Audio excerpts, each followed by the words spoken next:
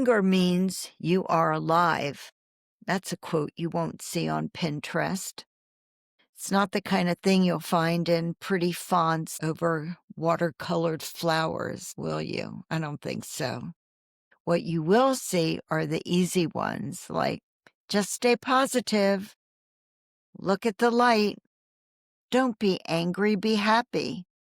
You'll see 100 of those because everyone loves to say, don't be angry, move on and smile, you'll feel better. And it's so easy to say, and it is well-intentioned, but it's so hard to do because the truth is when you've been treated like garbage, when your dignity has been stripped, when your spirit has been pushed into the ground, anger is natural. Anger is a sign that you've been disrespected, dismissed, abused. Anger is a sign that your soul is saying, no more. Put that in a quote. When Annie was in the middle of her marriage, she heard the same script over and over again. Don't make a scene. Don't get angry. Keep the peace in your household. It's your job.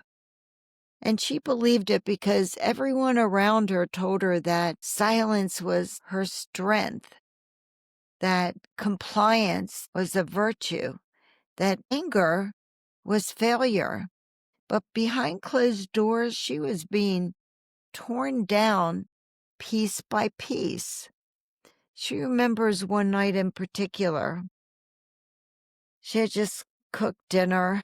She had had a long day and she kind of felt good about this new recipe and how cute she had set the table. But her husband looked at the dinner.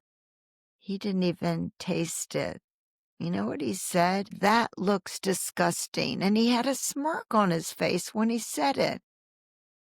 That night, something inside Annie just snapped. For the first time, she just didn't swallow it back. She felt the rage. She embraced it. It was rising into her chest, hot and unstoppable. But before she could speak, the reasoned voice in her own head kind of pushed her anger down. Here is the truth. That moment of anger wasn't failure. Feeling that anger was her proof. Feeling it was her truth. It was Annie's body saying, this isn't safe, and this surely isn't love. This isn't who you are. That flash of anger was real. That anger was a compass pointing toward her freedom.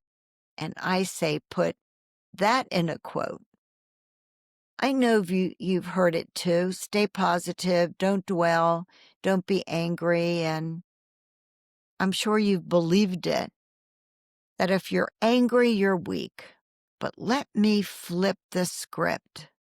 Anger means you know that you deserve better. Anger means you see the abuse for what it is.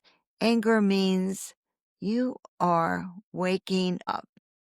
And here's something that people rarely talk about. Anger doesn't just live in your mind. It shows up in your body, the tightness in your chest, sleepless nights, that pounding heart when you replay the words he said and you wish you had spoken up. That heaviness in your stomach when you think, why didn't I just leave?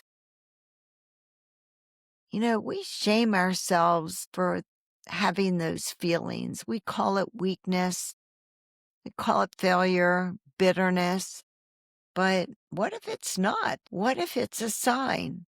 What matters isn't whether you feel anger, because you will, we all do.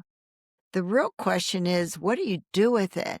Do you bury it and let it fester, let it eat you alive?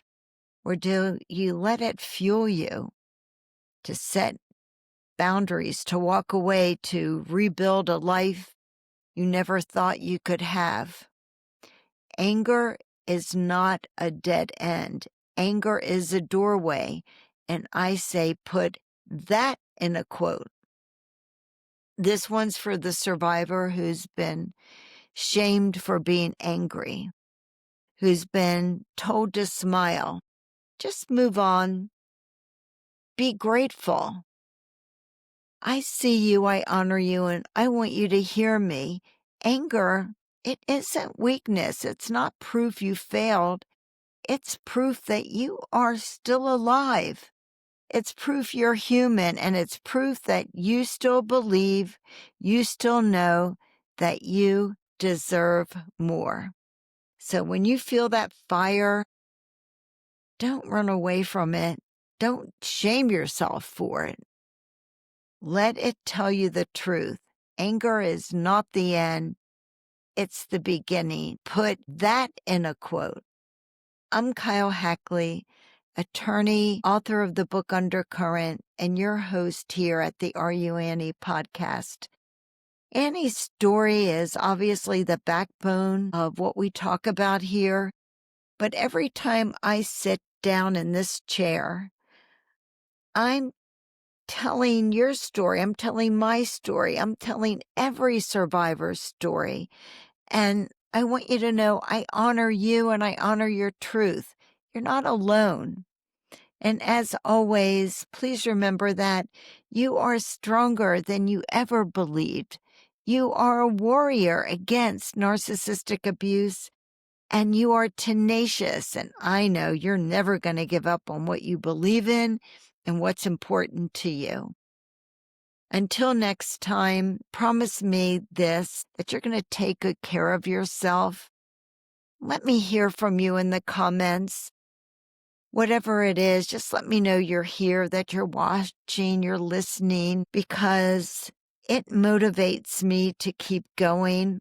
And you help anybody else that's watching this, because together we all stand in solidarity. Thank you again, and I will see you next time. Bye.